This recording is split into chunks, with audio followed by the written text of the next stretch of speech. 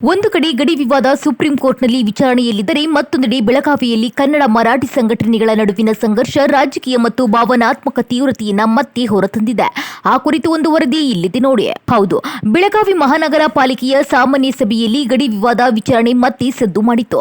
ನಾಮನಿರ್ದೇಶಿತ ಸದಸ್ಯ ರಮೇಶ್ ಮಹಾಜನ್ ವರದಿಯೇ ಅಂತಿಮ ಹಾಗೂ ಬೆಳಗಾವಿ ಕರ್ನಾಟಕದ ಅವಿಭಾಜ್ಯ ಅಂಗ ಎಂದು ಘೋಷಿಸುವ ಗೊತ್ತುವಳಿ ಅಂಗೀಕರಿಸಬೇಕೆಂದು ಒತ್ತಾಯಿಸಿದ್ರು. ಆದರೆ ಈ ಪ್ರಸ್ತಾಪಕ್ಕೆ ಎಂಇಎಸ್ ಸದಸ್ಯರು ತೀವ್ರ ವಿರೋಧ ವ್ಯಕ್ತಪಡಿಸಿದರು. ಸಭೆಯಲ್ಲಿ ಕನ್ನಡ ಪರ ಸದಸ್ಯರು ಮತ್ತು ಎಂಇಎಸ್ ಸದಸ್ಯರ ನಡುವಿನ ಮಾತಿನ ಚಕಮಕಿ ನಡೆಯಿತು. ಕೆಲ ಕಾಲ ಸಭಾಂಗಣದಲ್ಲಿ ಗೊಂದಲದ ವಾತಾವರಣವು ನಿರ್ಮಾಣವಾಯಿತು. ಈ ಬಗ್ಗೆ ಮಾತನಾಡಿದ ಅವರು, ಮಹಾಜನ್ ವರದಿಯೇ ಅಂತಿಮ, ಬೆಳಗಾವಿ ಕರ್ನಾಟಕದ ಭಾಗ ಎಂಬುದು ಸ್ಪಷ್ಟ, ಅದನ್ನ ಪಾಲಿಕೆ ಅಧಿಕೃತವಾಗಿ ಅಂಗೀಕರಿಸಬೇಕು ಎಂದರು. ಇನ್ನು ಪರಿಸ್ಥಿತಿ ತೀವ್ರವಾಗುತ್ತಿದ್ದಂತೆ ಮೇಯರ್ ಪ್ರೀತಿ ಕಾಮಕರ್ ಕಾನೂನು ತಜ್ಞರ ಸಲಹೆ ಪಡೆದ್ರು. ಗಡಿ ವಿವಾದ ಪ್ರಕರಣ ಸುಪ್ರೀಂ ಕೋರ್ಟ್ನಲ್ಲಿ ವಿಚಾರಣೆಯಲ್ಲಿರುವುದರಿಂದ ತಕ್ಷಣ ಗೊತ್ತುವಳಿ ಅಂಗೀಕರಿಸುವುದು ಸೂಕ್ತವಲ್ಲ ಎಂದು ಅಭಿಪ್ರಾಯ ವ್ಯಕ್ತಪಡಿಸಿದ್ರು. ಇನ್ನು ರಾಜ್ಯ ಸರ್ಕಾರದ ಅಭಿಪ್ರಾಯ ಪಡೆಯಲು ರೂಲಿಂಗ್ ಪಾಸ್ ಮಾಡಬೇಕು ಎಂದ್ರು. ಇನ್ನು ಈ ನಿರ್ಧಾರ ಕನ್ನಡ ಪರ ಹೋರಾಟಗಾರರ ಆಕ್ರೋಶಕ್ಕೆ ಕಾರಣವಾಯಿತು. 2005ರಲ್ಲಿ ಎಂಇಎಸ್ ಹಿಡಿತದಲ್ಲಿದ್ದಾಗ ಮಹಾರಾಷ್ಟ್ರ ಸೇರ್ಪಡೆ ಪರ ಗೊತ್ತುವಳಿ ಅಂಗೀಕರಿಸಲಾಗಿತ್ತು. ಈಗ ಕನ್ನಡ ಮೇಯರ್ ಇದ್ದರೂ ಕರ್ನಾಟಕ ಪರ ನಿರ್ಧಾರಕ್ಕೆ ಹಿಂದೇಟು ಹಾಕುತ್ತಿರುವುದು ಸರಿಯಲ್ಲ ಎಂದು ಪ್ರತಿಭಟನಾಕಾರರು ಆರೋಪಿಸಿದ್ರು. ಇನ್ನು ಈ ವೇಳೆ ಪಾಲಿಕೆ ಕಚೇರಿಗೆ ಮುತ್ತಿಗೆ ಹಾಕಿ ಧರಣಿ ನಡೆಸಿದ್ರು. ಸಭಾಂಗಣಕ್ಕೆ ನುಗ್ಗಲು ಯತ್ನಿಸಿದ ಶ್ರೀನಿವಾಸ್ ಅವರನ್ನ ಪೊಲೀಸರು ತಡೆದ್ರು. ಧಾರಾಕಾರ ಮಳೆಯ ನಡುವೆಯೂ ಪ್ರತಿಭಟನೆ ಮುಂದುವರೆದಿದ್ದು ಕೊನೆಗೆ ಹಲವು ಹೋರಾಟಗಾರನ ಪೊಲೀಸರು ವಶಕ್ಕೆ ಪಡೆದಿದ್ದಾರೆ.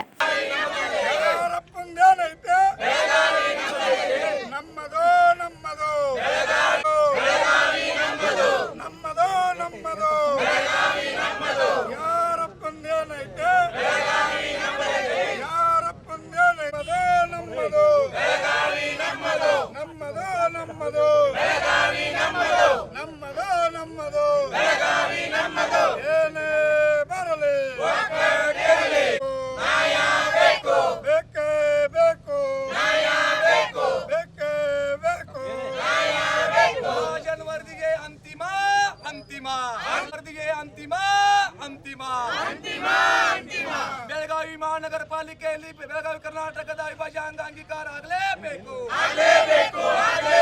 ಬೆಳಗಾವಿ ಅಂಗೀಕಾರ ಆಗಲೇಬೇಕು.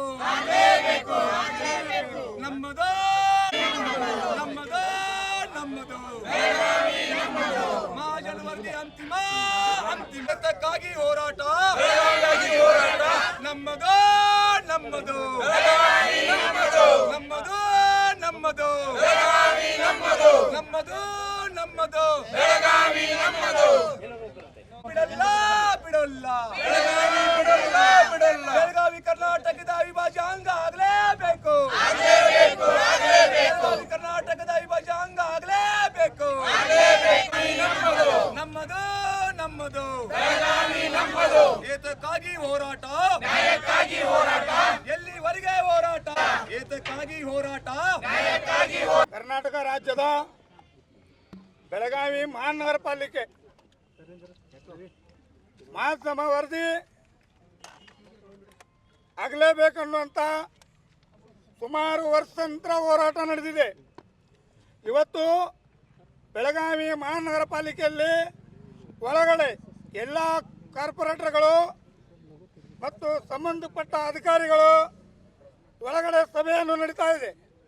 ಆ ಸಭೆಯಲ್ಲಿ ಮಹಾಧಮ ವರದಿ ಜಾರಿಗೆ ತರಲಿಲ್ಲ ಅಂದರೂ ಕೂಡ ನಿಮ್ಮನ್ನು ಒಬ್ಬರನ್ನು ಹೊರಗೆ ಬಿಡುವಂಥ ಅವಕಾಶ ಕೊಡೋದಿಲ್ಲ. ಇವತ್ತು ಇಷ್ಟ ಜನ ಬಂದೇವಂತ ತಿಳ್ಕೊಬೇಡಿ, ಸಾವಿರಾರು ಜನ ಇನ್ನೂ ಬರ್ತಾರ. ಮಹಾಜನ ವರದಿ ಆಗುವವರೆಗೆ ನಮ್ಮ ಹೋರಾಟ ಯಾವತ್ತೂ ನಿಂದಿರೋದಿಲ್ಲ.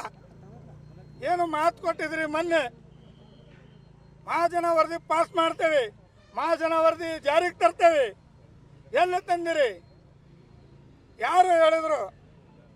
ಕರ್ನಾಟಕ ರಾಜ್ಯ ಸರ್ಕಾರ ನೇರವಾಗಿ ಹೇಳ್ತಾ ಇದೀವಿ ನಿಮಗೆ, ಬೆಳಗಾವಿ ಕರ್ನಾಟಕದ ಅವಿಭಾಜ್ಯ ಅಂಗ ಅಂತ ಹೇಳಿ ಮೇಯರ್ ಚಂದ್ ಮಹಾಜನ್ ವರದಿ ಆಯೋಗದ ಅವರು ವರದಿಯನ್ನು ಕೊಟ್ಟಿರ್ತಾರೆ ಕೇಂದ್ರ ಸರ್ಕಾರಕ್ಕೆ. ಹೀಗಾಗಿ ಅದನ್ನು ಕೂಡ ನಾವು ಕರ್ನಾಟಕ ಸರ್ಕಾರ ಆಗಲಿ ಕನ್ನಡಿಗರು ಒಪ್ಕೊಂಡಾಗಿದೆ. ಆದರೆ ಇವತ್ತು ಎಂಇಎಸ್ ಅವರಿಗೆ ಅದು ಮಹಾಜನ್ ವರದಿ ಅವ್ರಿಗೆ ಇಷ್ಟ ಇಲ್ಲ. ಯಾಕಂದ್ರೆ ಅವರಿಗೆ ಮಹಾಜನ್ ವರದಿ ಪ್ರಕಾರ ಅವರಿಗೆ ಬೆಳಗಾವಿ ಸಿಗೋದು ಅನ್ನೋ ಕಾರಣಕ್ಕೆ ಅವರು ಮಹಾಜನ ವರದಿಯನ್ನು ಅವರು ತಿರಸ್ಕಾರ ಮಾಡ್ತಾ ಇದ್ದಾರೆ. ಆದ ಕಾರಣಕ್ಕೋಸ್ಕರ ನಾವು ಕನ್ನಡಿಗರು ಅದನ್ನ ಮಹಾಜನ ವರದಿಯನ್ನು ಒಪ್ಪಿಕೊಂಡಿದ್ದೇವೆ.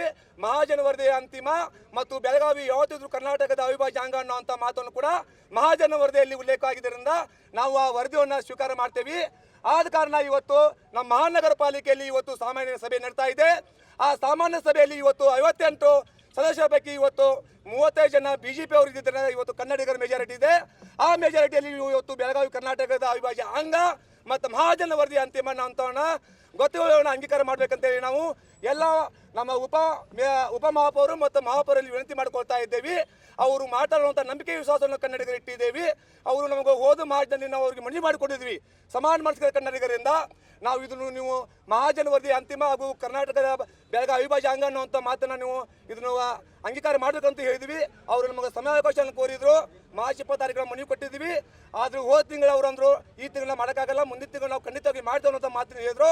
ಮನೆ ಕೂಡ ಮಾತಾಡಿದಾಗ ನಮಗೊಂದು ಆಶ್ವಾಸನೆ ಕೊಟ್ಟಿದ್ದಾರೆ. ಅವರು ನಾವು ಯಾವುದೇ ಪರಿಸ್ಥಿತಿಯಲ್ಲಿ ಬೆಳಗಾವಿ ಕರ್ನಾಟಕದ ಅವಿಭಾಜ್ಯ ಅಂಗ ಮತ್ತು ಮಹಾಜನ ವರದಿ ಅಂತಿಮ ಅಂತ ಮಾಡ್ತೇವೆ ಅನ್ನೋ ವಿಶ್ವಾಸ ಕೊಟ್ಟಿದ್ದಾರೆ. ಅವ್ರಿಗೆ ನಾವು ಎಲ್ಲ ಕನ್ನಡ ಪರ ಸಂಘಟನೆಗಳು ಅವರಿಗೆ ಅಭಿನಂದನೆ ಸಲ್ಲಿಸ್ತಾ ಇದ್ದೇವೆ. ಇಲ್ಲಿ ಒಂದು ಪಕ್ಕದಲ್ಲಿ ಅದಕ್ಕೆ ಯಾರಾದರೂ ವಿರೋಧ ಪಟ್ಟಿದ್ರೆ ಅವರು ಈ ಕೂಡಲೇ ಅವರ ಸದಸ್ಯತ್ವಕ್ಕೆ ರಾಜೀನಾಮೆ ಕೊಡಬೇಕು ಮತ್ತು ಈ ರಾಜಪೀಠ ತಲುಪಬೇಕನ್ನೋ ಮಾತನ್ನು ಹೇಳ್ತಾ ಇದ್ದೇವೆ. ಯಾಕಂದ್ರೆ ಅವರು ಅಂಗೀಕಾರ ಮಾಡಿಲ್ಲ ಅಂದ್ರೆ ಅವರು ಕನ್ನಡ ದ್ರೋಹಿಗಳು, ಅವ್ರು ಕನ್ನಡ ದ್ರೋಹಿಗಳು, ಅಷ್ಟಾಗಿ ಒಕ್ಕಟ ದ್ರೋಹಿಗಳು, ಪ್ರಜಾತಂತ್ರದ ದ್ರೋಹಿಗಳು ಅಂತ ಮಾತನ್ನು ಈ ಸಂದರ್ಭ ಇಷ್ಟಪಡ್ತಾ ಇದ್ದೇನೆ.